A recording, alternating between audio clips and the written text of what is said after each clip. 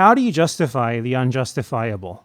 What do you do when you are completely committed to defending a state, no matter what it does, when what it's doing makes doing that increasingly difficult, and when trying to do so will invariably make you come off as more than a little bit ridiculous, as well as a Goebbels tier genocide propagandist? It turns out that that self-assigned job is really quite difficult, and I'm going to go over some examples here that show just how hard of a task these brave pro-genocide propagandists have committed themselves to in their fanatical, never-ending quest to justify, downplay, apologize for, or deny anything they think they possibly can regarding the ongoing Gaza genocide.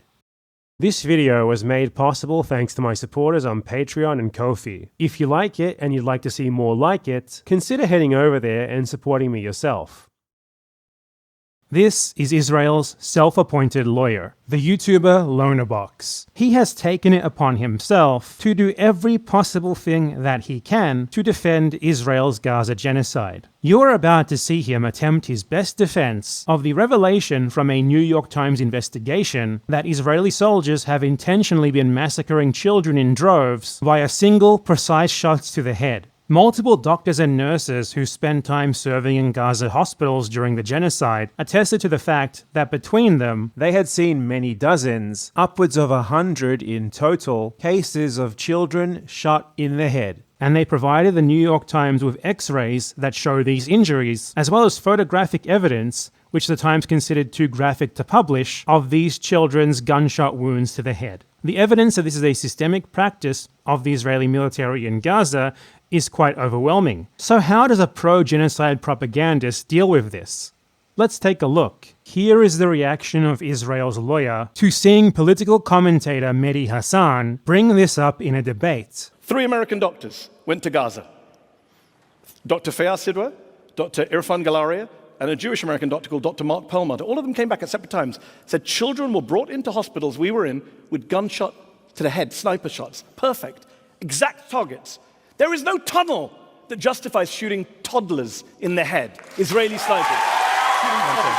Does this guy not know how sniping jobs work? Like, the problem with sniping isn't, like, the accuracy is not because obviously you got your scope and the fucking, like, yeah, it's quite easy, you can accurately snipe, but targets and personnel move really, really fast when you're sniping. Like, snipers make their decisions in less than a split second in combat situations.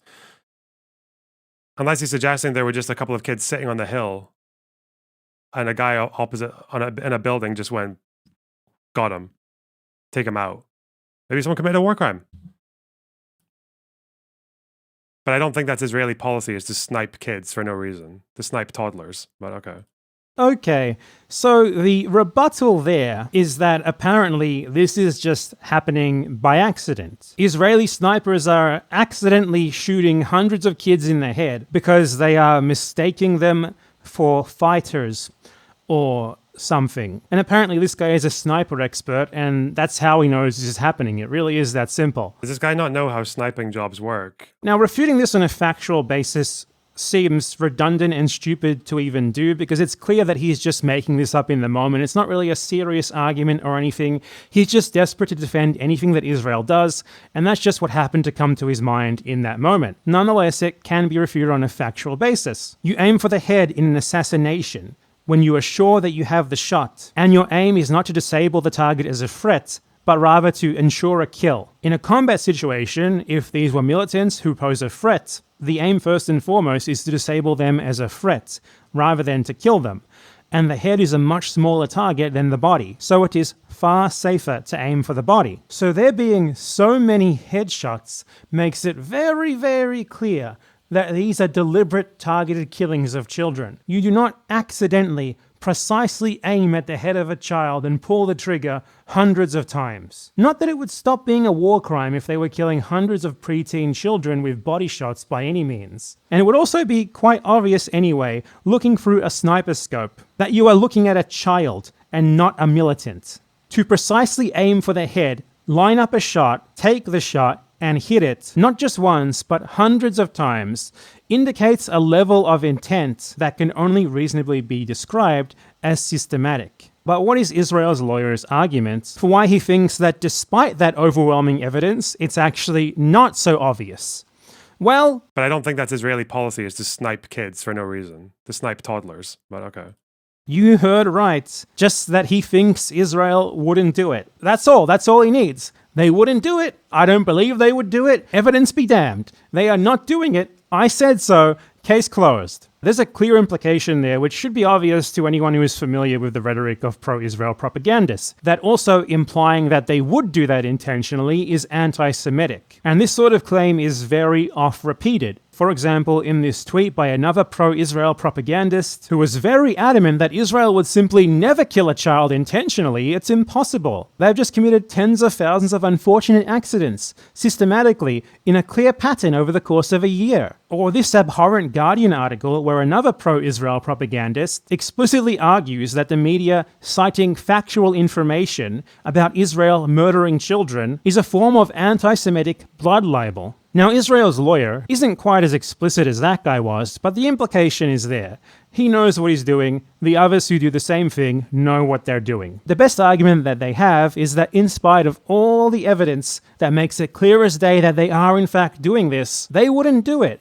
After all, they're Jewish. Jewish people can't commit atrocities like everyone else. How dare you imply otherwise? Aside from massacring children, women, men, the elderly, babies, pretty much anyone they can get their hands on, Israel has also been making their defenders' jobs quite a bit harder by just plain making shit up all the time. Whether it's elaborate, obviously fake 3D renderings of Hamas command centers under a hospital, which they then use to justify multiple massacres committed at that hospital, or making ludicrous claims like Palestinians massacring 40 babies, the job of the self-appointed lawyers of Israel becomes harder with every single claim made. Let's refer back to that one again to see how he dealt with the 40 beheaded babies claim. Again, this is why it's like the 40 beheaded babies. That hoax was not an Israeli, I think there's a better way to put it. The 40 beheaded babies was not actually an Israeli government hoax. It wasn't. It was a misspeak from a journalist that was spread around the world by a few fucking nutters. And then the people who really made it last were people who were anti-Israel. They were the ones who spread that. They're the ones who have kept that alive. So his strategy here is not to blame that propaganda on the Israelis who made it up and spread it, but rather to blame the people who are against Israel's genocide for calling them out on it and not allowing them to forget it. The first part of this strategy here is not a very advanced one. It's known as lying. He lies about this idea that this was just an error made by one reporter, which was not spread by the Israeli state or other Israeli propagandists, nor anyone of any significance. It was merely mostly picked up on by opponents of Israel, solely by them, which is apparently a bad thing for them to do because, apparently it's wrong to point out that Israel is inventing abhorrent, obviously fake, genocide-justifying propaganda over and over again because who knows why? He doesn't explain it. Here's the thing though, this was spread by the State of Israel. It was spread by Eylon Levy, their official spokesman at the time. It was spread all over official Israeli social media. It was spread by Netanyahu's personal spokesperson. When you listed the unconscionable atrocities that took place in that kibbutz, you did say that babies had been decapitated. Can I take that as confirmation then? Because that currently is being reported as reported action. That has actually happened as it Toddlers, babies. I can tell you that they, some of them, heads were cut off. This is what we're hearing from from soldiers on the ground, and yes, they cut off heads. They cut off heads. Which was then seen by US President Joe Biden, who then repeated the claim uncritically in a press conference. I've been doing this a long time. I never really thought that I would see and have confirmed pictures of terrorists beheading children. I never thought I'd ever... Anyway.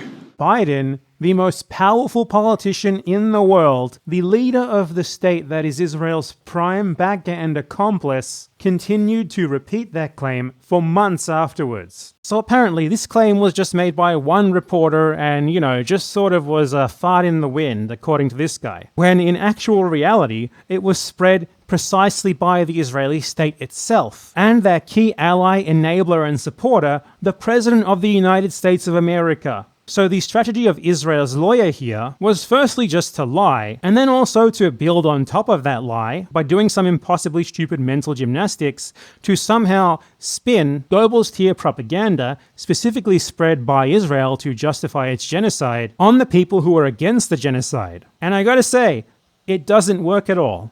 It is just kind of self-evidently ludicrous how these people are twisting themselves into knots to justify the unjustifiable. To willingly not just embarrass yourself in public like this, but to do it for the purposes of justifying genocide. I don't think there is an adjective that is strong enough to describe that level of both idiocy and depravity. The Israelis, their supporters, and their American allies spread an obvious lie about fake dead Israeli babies to justify their massacre of thousands of very real Palestinian babies. And we have people like this not talking about those actually real massacred Palestinian babies, but rather how Israeli propaganda about fake massacred Israeli babies is actually to blame on those who are against Israel's genocide. The pure dismissiveness that this guy displays when it comes to Palestinians being massacred, children, babies being killed, it's just inhuman. But if you thought that was bad,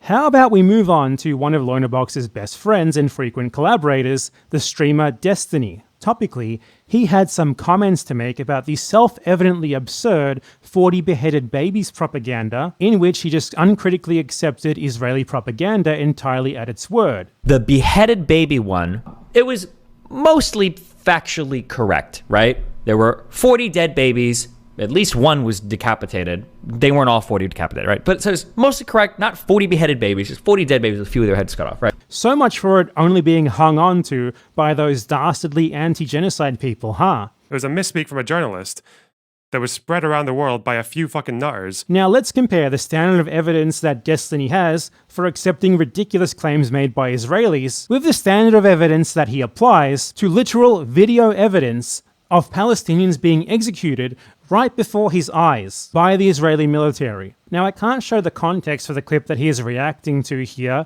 for fear of potentially getting this video taken down by YouTube for showing someone literally dying, but I will describe it to you and there will be a link in the description. A reporter for the British news outlet ITV approaches a group of people in an Israeli-declared safe zone for civilians. These people are holding a white flag and waving it in order to make it clear to any Israeli troops that they are civilians. The reporter interviews a few of them. They explain that they are evacuating because, as is clear from the billowing smoke and gunshots which can be heard in the background, the supposed safe zone is no longer safe. Having interviewed the men, the interviewer turns around and leaves. Suddenly, Israeli troops begin firing on this group, and they hit one of them, killing him instantly. He is pulled aside behind cover by his companions, where they are joined by other civilians who are also evacuating. Amidst their screams and cries as they realize that he is dead, the Israeli soldiers begin to fire on them again. To reiterate, again, this was a group of civilians, including children, who were waving white flags. They had done everything that Israel had told them to do. They were in an Israeli-declared safe area, and they were in the process of evacuating to a different safe area. So what did Destiny think about this? Well, the interview complete, our cameraman walked away. So like what? So he is interviewing the guy who's about to go do some shit to get himself killed, basically. That's what's gonna happen. We know from this point, that's what's gonna happen. So he walks away, gets back a little bit, and then he sets up behind this thing, right? Is this concealment, I guess? Not cover, concealment, right? Because I think the tank's over here. So now he can capture the footage right here. He sees the guys walking, knowing that they're about to get shot, because that's what's gonna happen. And then eventually they get shot and everything is, this is it. It's like act 1, 2, and 3. It's like all here. Now this guy is down, he's dead. These guys are like... and fatally wounded. They're not even like, they're not even running. They're not even like cowering and running away and screaming in fear. There's like, okay, well, they did it. We got our shots. Okay, is this guy done? Oh, shit. Well, okay. Well, we brought the white flag so we can put that over the bleeding part, assuming he got shot and is actually right. Flag on and then chest. This guy, what, is this guy running back to grab the wife? By this stage, the man's wife, his widow, has heard what happened. And then like, what does this mean? The wife has heard what happened. Like, bro, this is crazy. I'm sorry. The tracking live movement shot of the lady running up to her dead husband? Like, what is this? By this stage, the man's wife, his widow, has heard what happened. Somebody went back and told her, right? The 5 martyrs that walked forward, you know, your husband was the unlucky guy. He drew the short stick today, so come forward, cry for us on camera. Do you think the guy intentionally wanted to get killed? No, I don't think he wanted to die. I don't think they were thinking they were going to die, but they probably were hoping to get shot at, or maybe, so you're saying the woman was acting? I don't think the woman was acting. She probably was sincerely sad. Her husband got fucking killed. But I think they were farming TikTok clips. I mean, remember, these people, actually, yeah, like have suicide bombers. So it's not that big of a stretch to imagine that they would be willing to get shot. However, now, I haven't gone down this road because this is way more, it would require me to make a lot more assumptions, but it's also possible he didn't get shot. Right? Now, do we know the name of the guy? Is he actually dead? Do we even know if this is his wife? These are a whole bunch of questions that would be valid. Now, if I was way more on the pro-Zionist side, I would be asking those questions. Who is this guy? Do we even know if he's actually fucking dead? Like, we don't actually see the wound. Right? It seems like they don't have any problem showing anything else. Like, why just the white flag so that it can look all bloody? Like, show us the actual gunshot. You have no problem showing other violence, right? What Pallywood means is that you're capturing intentional video footage to sell a certain narrative about what's going on, basically. So Pallywood might be, this, right? So the idea is that like 4 innocent civilians are like walking up and you just want like a clip here of the idea of shooting them for no reason because they're civilians with white flags. And you kind of ignore the fact that like, okay, well, they're in a battle zone in an area they were told to evacuate from, and they're going back to try to release somebody that was captured. Like that's like Pallywood, I think. You're essentially provoking the enemy to take what is largely a justified action and then trying to say that it's like indiscriminate civilian killing. It's like a setup. It's not fake, but they're doing it to themselves. You're dehumanizing yourself. You're suiciding and sacrificing your civilian population. Did you get that? Did you digest what was just said there? Taking it in? The Palestinian civilians were asking for it. By trying to make a crossing in an officially Israeli declared safe zone for civilians, no less, they are responsible for their own murder. It's their fault for walking around with a white flag while being so Palestinian in the vision of an Israeli soldier. Much like Lonerbox, his very first instinct when he is confronted with overwhelming evidence of the state which he unconditionally supports committing war crimes, when said evidence renders outright denial impossible, the first thing that comes to mind for him is to blame the victims for their own deaths. He literally, unironically, makes the argument that Palestinians are essentially like baiting Israeli soldiers by walking provocatively with a white flag into killing them so that they can film it to do what he calls farming TikTok clips. This is the level of depravity, of desperation that the genocide propagandists are at. Israel's actions are so obvious, so clear, so well evidenced, so indefensible, that there are frequently times like these where the best defense they can muster is, well, what did you expect, man? It's not like you can expect an Israeli soldier to resist an opportunity to just murder a Palestinian civilian. You were kind of asking for it there. And they aren't even cognitive of how what they're saying is a denouncement of themselves, of Israel, of everything they're trying to defend. The Goebbels level Israeli genocide propaganda that they are utilizing to attempt to justify their genocide, that's the fault of Palestinians and their supporters for even talking about it. People who were anti-Israel, they were the ones who spread that. Palestinian civilians being murdered by Israel on video in broad daylight while waving white flags in an Israeli-declared safe zone, that's their fault too. I think they were farming TikTok clips. Now, genocide justification usually has levels to it. It has like a checklist. First, it's blatant lies, attempting to sow doubt about the facts. You know, we can't really know what's going on, right? There's the fog of war, it's very unclear, though in this case, it's very much not unclear. The evidence is totally overwhelming. You see it on your social media feed every single day. They nonetheless have to act like the evidence is not clear, have to muddy the waters because it's the best that they can manage. To begin with, it's either that or just outright denying that it happened. The evidence is fake. It's Pallywood, as our friend Destiny so graciously called it. It's a Hamas conspiracy to delegitimize Israel, stuff like that. Then once that argument inevitably falls over, they move on to what Lonerbox tried in that first clip. Okay, so it did happen, but there is an accident or there is some other explanation for it. Then when that doesn't work out, they move on to claiming, okay, so it wasn't an accident, and maybe there isn't a good explanation for it, but that's not representative of the conduct of the Israeli military overall. Please ignore the endless evidence that it is. It's got nothing to do with the Israeli government or systematic Israeli policy. It's just one or two guys doing some bad stuff, you know? Then when none of that works, when they are backed into a corner by the endless evidence that makes it abundantly clear that this is very much intentional policy, they move on to one of two things. Acknowledging that it's happening, but implying that somehow the victims made it happen, or the tried and tested strategy of, so are you implying that Israel would intentionally do the thing that there is clear evidence that is intentionally doing? What are you, anti-Semitic?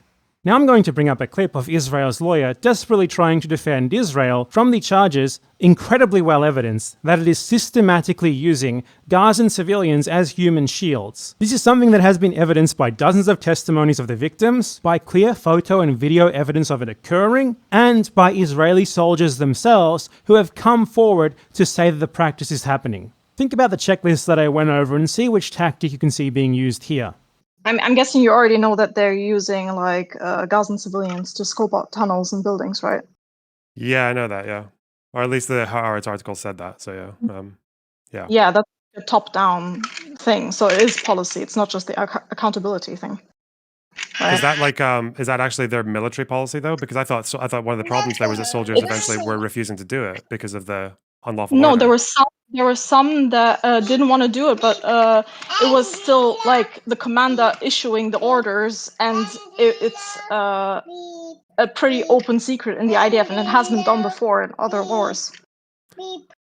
Yeah, so you're saying a commander did it, but a commander obviously is not particularly high up in the chain of command. Like, is it the case that is it still the case that it's their IDF policy? Like, it's the policy from like the chief of staff, though, or is it like commanders are doing it, but people are turning a blind eye? Because that's like my argument. My argument is that people are getting away with committing crimes because there's not going to be accountability, but it still doesn't negate the fact that their training even tells them not to do that. Their training tells them if you get an unlawful order, you're supposed to disobey. So he's making the bad apples argument here, except not for individual soldiers, but for commanders. You know, the fact that there are individual soldiers who are refusing this order and going to the media to complain about it indicates that it is in fact systemic, that it is in fact policy, because it is coming from the commanders, and it is only a few individual soldiers who have denounced it. That is the exact opposite of a few bad apples. But he nonetheless tries to make that argument because nothing else occurs to him. I'm eagerly awaiting the sequel to this argument.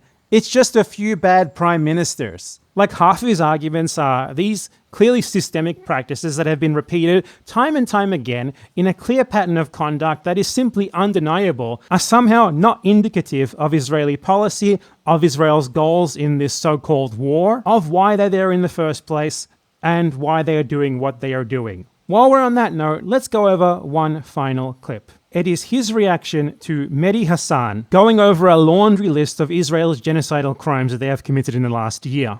I don't understand how we're debating this more than 40,000 deaths later. I don't understand how we're still debating this sitting in the comfort of New York, 7,000 miles away from a place that the UN Secretary General has called hell on earth. Justified? Justified? Was Israel justified in carrying out one of the most intense civilian punishment campaigns in history, according to Dr. Robert Pape at the University of Chicago, dropping 500-pound bombs, 1,000-pound bombs, 2,000-pound bombs on schools, hospitals, universities, bookstores, libraries, mosques, churches, refugee camps, apartment buildings, cemeteries, destroying a higher percentage of buildings in northern Gaza than the Allies destroyed in Dresden during World War II, reducing Gaza to 42 million tons of rubble while they got people out of the way? How is that justified? Dropping a bomb, for example, on a 6-story apartment building in central Gaza last October, killing more than 100 people inside, including more than 50 children, with no Hamas target in sight, according to Human Rights Watch, with no explanation offered by the Israeli military. Even till today, was that justified, Elon? Was Israel justified in telling people to go to safe zones and then bombing them and killing them in those safe zones? According to NBC, there were 7 deadly airstrikes between January and April in areas that the Israeli military had specifically designated as safe zones, killing Palestinian civilians like Sabrine Sakani, who was 30 weeks pregnant at the time. She was killed in a safe zone in April. Her little baby, newborn baby, died less than a week later. Was that justified too, Elon? Was Israel justified in killing a record number of kids in Gaza, 16,000 children, turning Gaza into what the UN has called a graveyard for children, according to Save the Children, killing more kids in the first 3 weeks that were killed globally in each of the past 4 years, killing little kids like 6-year-old Hind Rajab and her 15-year-old sister Layan, firing 335 bullets into the car they were in. 335 bullets. And then killing the 2 paramedics who went to try and rescue them. Was that justified too, Elon? Was Israel justified in killing a record number of aid workers in Gaza? Right? A record number. Targeting again and again, systematically, car by car, according to Chef Jose Andreas. A specifically, explicitly marked World Central Kitchen aid convoy killing 7 aid workers in the process. Was that justified? Was Israel justified in starving the people of Gaza, using food and water as a weapon of war, to quote both the EU and Oxfam? Was Israel justified in blocking aid trucks from going into Gaza simply because they carry things like crutches, nail clippers, and even chocolate croissants, according to the Washington Post? Was Israel justified in raping, sodomizing Palestinian detainees who were charged with no crimes whatsoever? Putting hot rods up their rectums, amputating their limbs, according to CNN and the New York Times. Was that rape and torture justified, Elon?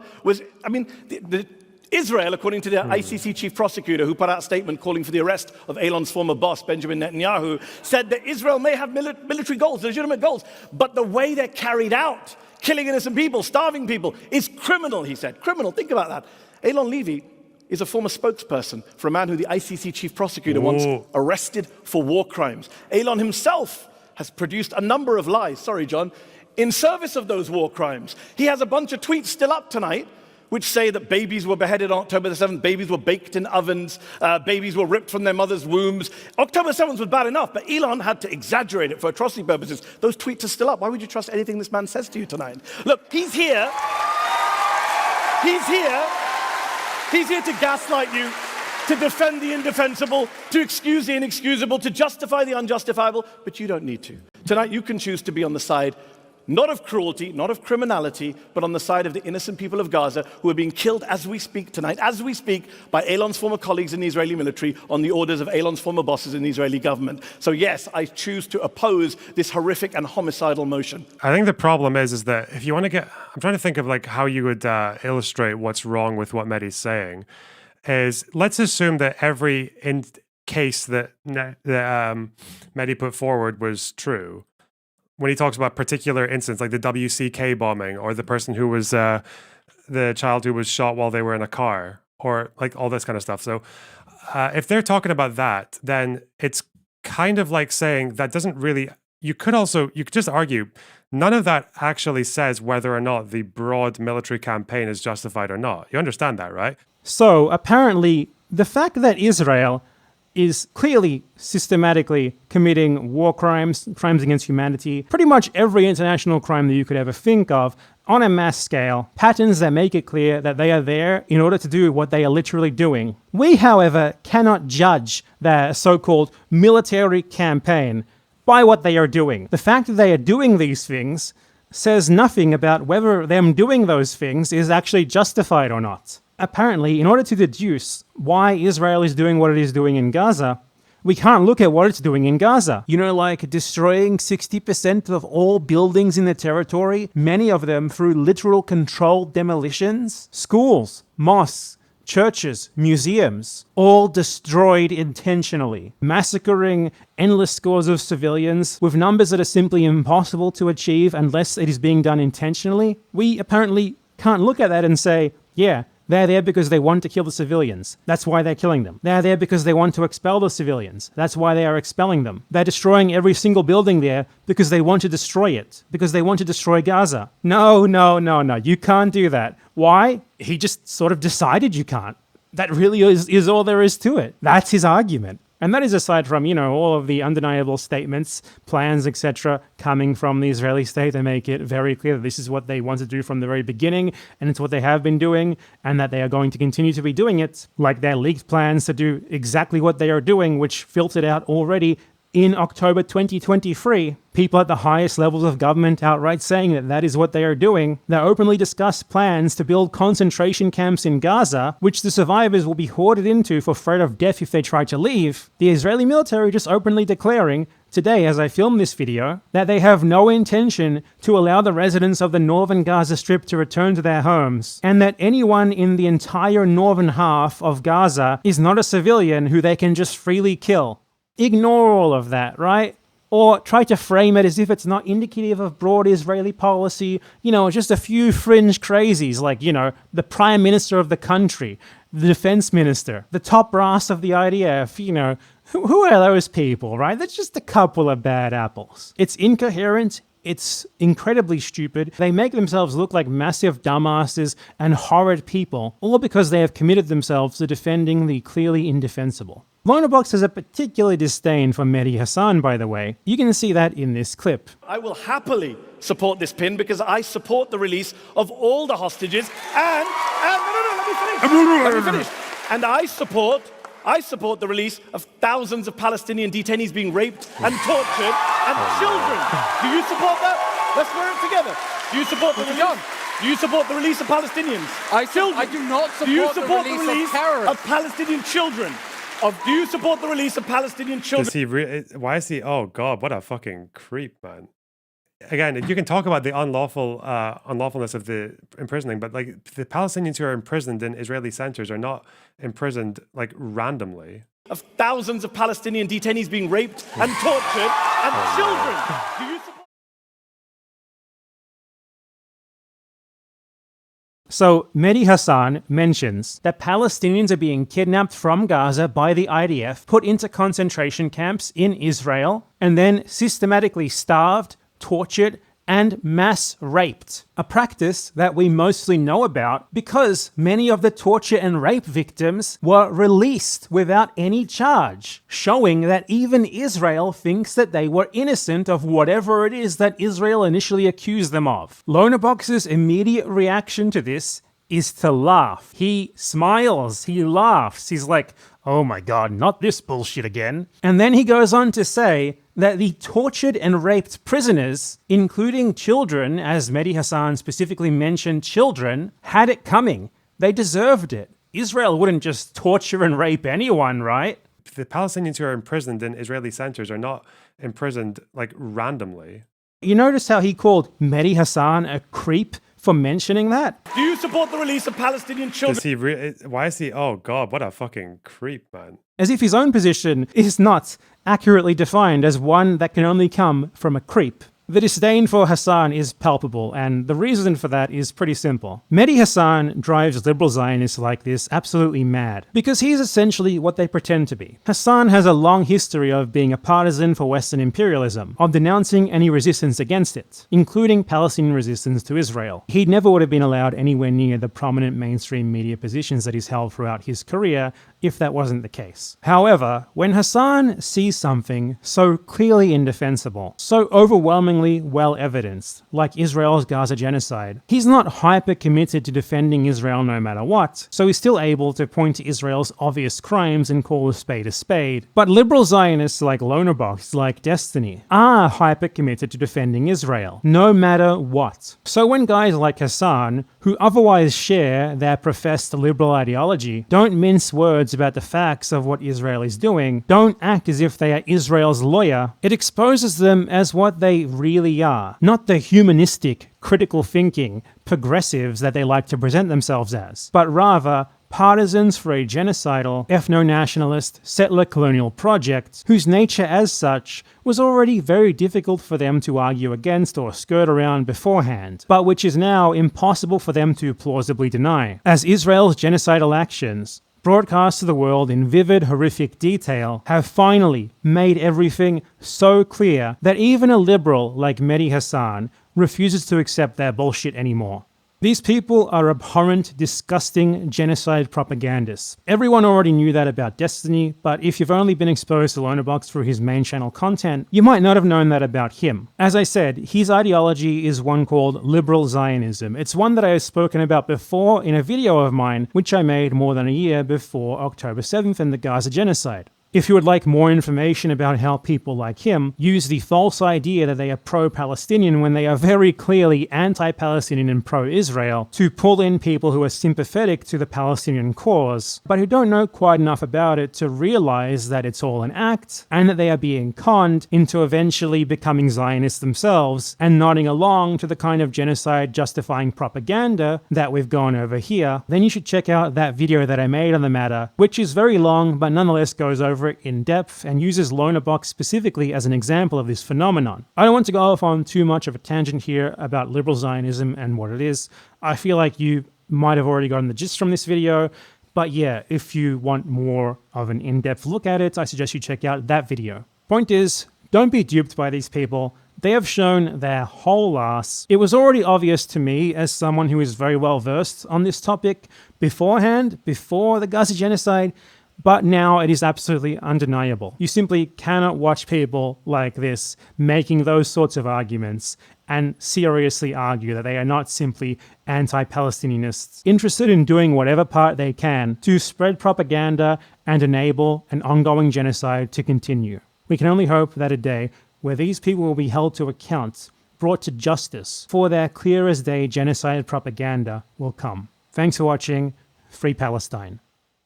Thanks for watching. If you like this video, then subscribe for more. And if you really like my content, consider becoming a monthly supporter on Patreon or Ko-fi, or making a one-time donation on Ko-fi. Now I'd just like to thank all of my supporters, and especially my $25 plus supporters. Gel Cribson, Brosnan, Ace Malad, RoboCommy, Exos, Qualia, Mlog, Osman Malik, Tim Wilworth, Lucian, Jack Agora, Yamakawat Yahabib, CW, Geordie, and my $10 plus patrons. Christian Corniels, Can't Care Less, XXXX, Eric Macdans, Ugopnik, Nabiru, B, Johnny Rocket, Firefox42, Happy Nephron, Minijan, Eric Perkins, Ant, Max Halland, Jack Paul, Kieran Goodwin, Megan Lowndes, Soyborn, Comrade Napule, Clement Fadge, Hector Obregon, Asma B, Support Libraries, Jizdog, Cockled Badger, T Street, Aramis Goodspiel, Liam Rowe, Abza Rossi, Mofawak Alamin, Waldemar Dite, Mira, Atuin, and Herculano. Thanks everyone for watching. See you next time.